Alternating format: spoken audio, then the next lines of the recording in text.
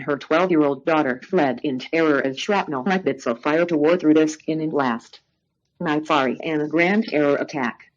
Teaching assistant Lizzie Murtagh, 32, had taken daughter Olivia to see the U.S. pop star at the Manchester Arena as a Christmas present.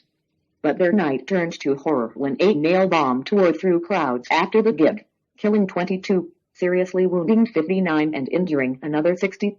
Lizzie, from Beswick, Gtr Manchester, said, "I didn't even feel getting hit with shrapnel. I screamed and grabbed my daughter, who is only 12. I just told her to run. People were bleeding in front of me and on the floor or falling to the floor. I just ran as fast as I could, dragging Olivia down the stairs.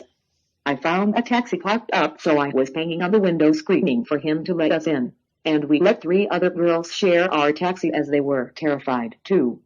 That's when we noticed our injuries. I was hit on my leg and bottom, my daughter on her back and bottom."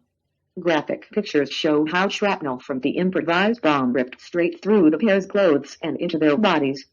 The bomber lay in wait to attack fans as they made their way towards Manchester's Victoria train station after the gig.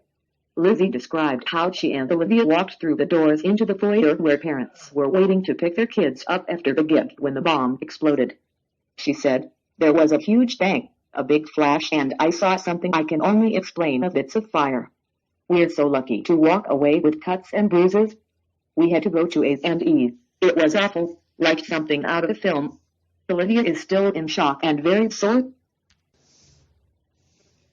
For one split second, I turned and saw as only as I can describe as a bright red.